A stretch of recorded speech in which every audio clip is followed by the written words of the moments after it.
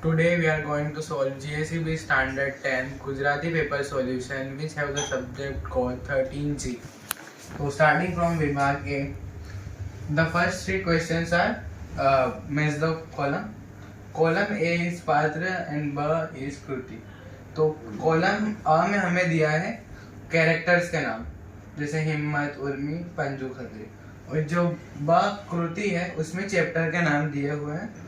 तो हमें ये बताना है कि कौन सा कैरेक्टर कौन से चैप्टर में था। तो फर्स्ट क्वेश्चन इज हिम्मत, तो इसका आंसर है ब नथी, क्योंकि जो हिम्मत था वो कांति का भाई था और वो नथी चैप्टर में था। And then question number 2 is Urmi, इसका आंसर है ड झबक जोत, तो उर्मी झबक जोत चैप्टर में थी और वो दीपक की बहन थी।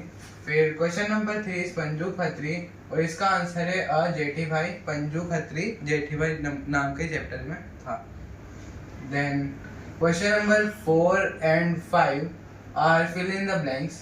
देन क्वेश्चन नंबर 4 इज લીમડાનો વૃક્ષનો અંકુર બ્લેન્ક રસ્તાની વચમાં જ ફૂટી નીકળ્યો હતો, ઘરના બગીચાના કે ડુંગરના।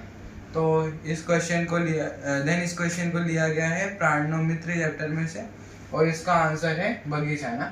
क्वेश्चन नंबर 5 इज समस्त सौराष्ट्र में ब्लैंक रंगाटकाम एक आवाजे वखणातु, पाटणनु, वडोदरानु के जामनगरनु। तो इसका आंसर है जामनगरनु। Then question number 6 and 7 are खरा से के खोटा ए जणावो, यानी ट्रू और फॉल्स। खरा का मतलब होता है ट्रू और खोटा का मतलब होता है फॉल्स। क्वेश्चन नंबर 6 इज सूरज तो बधे सरखो पाठनो प्रकार प्रसंग कथा छे, तो इसका आंसर है फॉल्स यानी खोटू, क्योंकि सूरज तो बधे सरखो ये पाठ का तो हास्य निबंध था प्रकार। Then question number 7 is Amul dairy ना स्थापक त्रिभुवन दास पटेल स्वप्न दृष्टा हटा, तो इसका आंसर है ट्रू यानी खरू। Then question number 8, 9 and 10 are answer in one sentence. Question number 8 is ગૌરીની વિદાય પ્રસંગે રમઝુમીરને કોનું સ્મરણ થાય છે, તો इसका आंसर है ગૌરીની વિદાય પ્રસંગે રમઝુમીરને સતીનાનું સ્મરણ થાય છે। Then question number 9 is વૃદ્ધ સ્ત્રીઓની ડિશમાં વેટર કેટલું પીરસતો હતો, तो इसका आंसर होगा વૃદ્ધ સ્ત્રીઓની ડિશમાં વેટર જરૂર પૂરતું જ પીરસતો હતો। Then question number 10 is Mahabaleshwar जवा माटे सर्वज्ञभाई ट्रावेल्स नो केम आग्रह राखे छे, तो इसका आंसर होगा महाबळेश्वर जवा माटे सर्वज्ञभाई ट्रावेल्स नो आग्रह करे छे, कारण के પછી ખાવા પીવાની કોઈ ઝંઝટ જ નહીં, 2 ટાઈમ ખાવાનું અને 3 ટાઈમ ચા નાસ્તો આપે છે પ્રહલાદ ટ્રાવેલ્સ વાળો। Then next we will start विभाग बी। विभाग बी में हमें कविता के रिलेटेड क्वेश्चन पूछे जाते हैं। क्वेश्चन नंबर 17, 18 and 19 are match the column. कॉलम ए इज कर्ता एंड कॉलम ब इज कृति। तो हमें ये बताना है कि ये सब हरिकृष्ण पाठक, मीराबाई, करसनदास माणिक, इन्होंने कौन सी कविता लिखी है। जैसे क्वेश्चन नंबर 17 इज हरिकृष्ण पाठक, तो इसका आंसर है जीव में जीव आव्यो। इसका मतलब होता है कि हरिकृष्ण पाठक ने जीव में जीव आव्यो कविता लिखी है। Then question number 18 is Mirabai, और इसका आंसर है का मोरली। इसका मतलब है मीराबाई ने मोरली कविता लिखी है। क्वेश्चन नंबर 19 इज करसनदास माणिक, तो इसका आंसर है जीवन अंजलि था जो। इसका मतलब है करसनदास माणिक ने जीवन अंजलि था जो कविता लिखी है। Then question number 20 and 21 are fill in the blanks. ताता तापे ब्लैंक रहियो राफड़ो साव धीरे धीरे, खदखदी खदबदी के खड़खड़ी। तो इसको ये क्वेश्चन लिया गया है जीव में जीव आव्यो कविता में से, और इसका आंसर है खदखदी। Then question number 21 is blank साधनी धीरे मोरली क्या रे वागी, गर्व सर्व के हरव। तो ये क्वेश्चन लिया है क्या रे वागी कविता में से, और इसका आंसर है सर्व। Then next question is 22 question. Question number 22 and 23 are true and false. Then તે વૈસે અહીં કાવ્યના કવિ નિરંજન ભગત છે, तो इसका आंसर है false, क्योंकि તે વૈસે અહીં કાવ્ય ના કવિ તો સ્નેહી પરમાર હતા. Then question number 23 is હાથ મેળવીએ કાવ્ય છંદોલયમાંથી લેવામાં આવ્યું છે. તો इसका आंसर है true, खरू. Then question number 24, 25 and 26 are answer in one sentence. કવિ question number 24 is કવિ દરેક સ્પંદને શું ઈચ્છે છે. तो इसको लिया गया है जीवन अंजलि था जो काव्य में से, और इसका आंसर है कवि दरेक स्पंदने ईश्वरનું નામ રટવાનું ઈચ્છે છે. Then question number 25 is વરસાદ વરસવાથી પર્ણો પર સી અસર થઈ. तो ये क्वेश्चन को लिया गया है जीव अवयव काव्य में से, और इसका आंसर है વરસાદ વરસવાથી પર્ણો સાફ સુથરા થઈ ગયા એન્ડ પોતાનું ઉજ્જવળ રંગ બતાવવા માંડ્યા. Then question number 26 કોના દર્શનથી મીરાબાઈના દુઃખ दूर થાય છે. तो इस क्वेश्चन को लिया गया है मोरली काव्य में से, और इसका आंसर है श्री कृष्णના દર્શનથી મીરાબાઈનું દુઃખ दूर થાય છે. Then next question the next section is विभाग सी. विभाग सी में ग्रामर रिलेटेड क्वेश्चन पूछे जाते हैं. क्वेश्चन नंबर 33 इज નીચેનામાંથી કયો શબ્દ ટીકણ શબ્દનો સમાનાર્થી છે.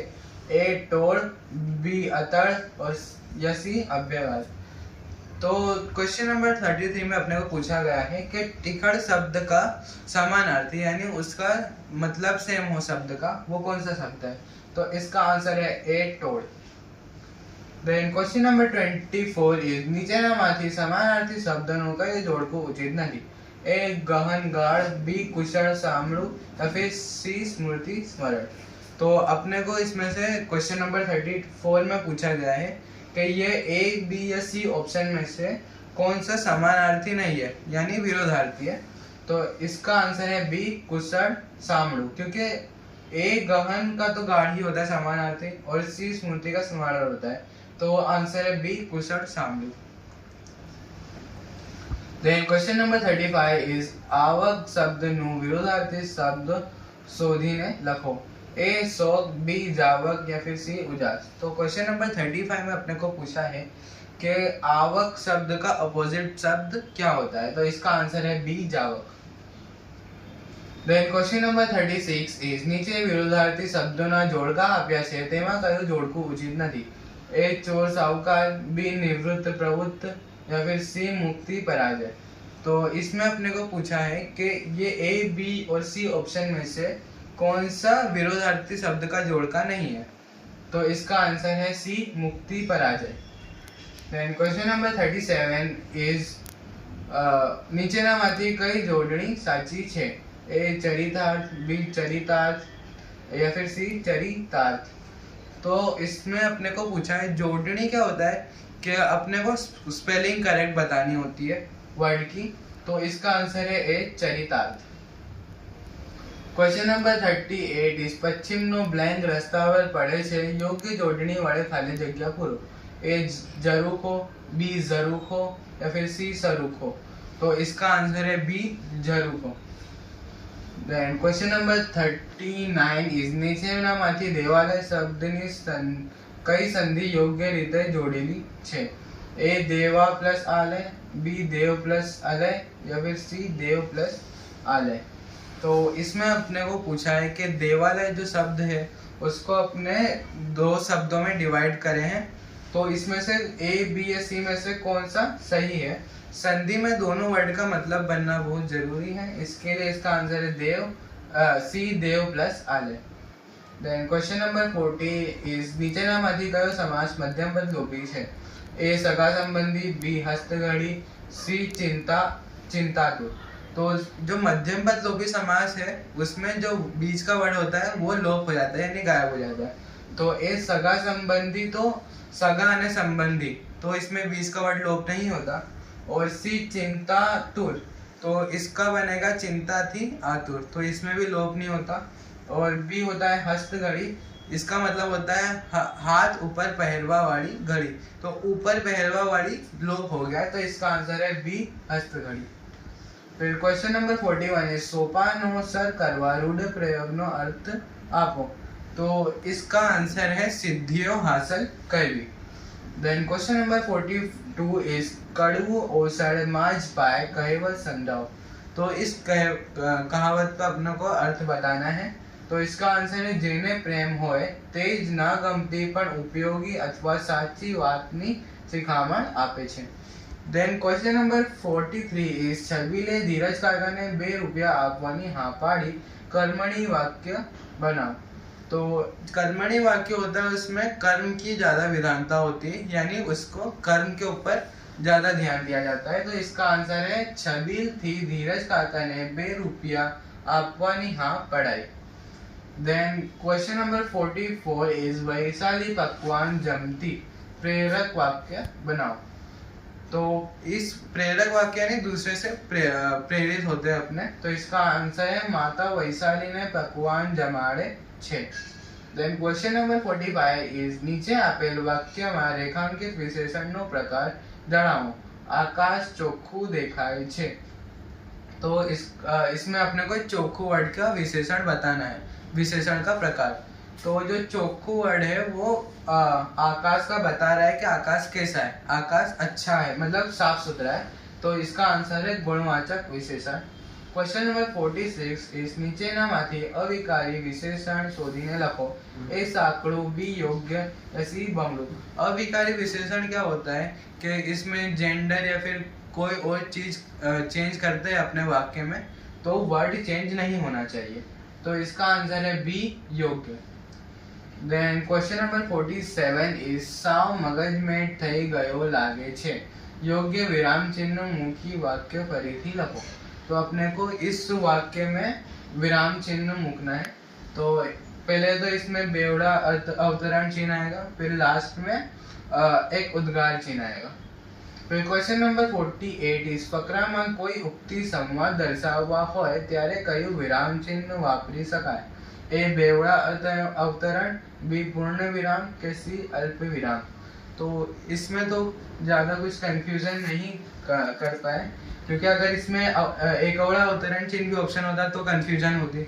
अब तो अपने को पूर्ण विराम का मतलब पता है कि बात जब खत्म हो जाती है तब वो यूज करते हैं, और अल्प विराम जब बात आधी होती है और दूसरी बात चालू होती है तो यूज करते हैं। तो इसका आंसर है ए बेवड़ा अवतरण चिन्ह। Thank you.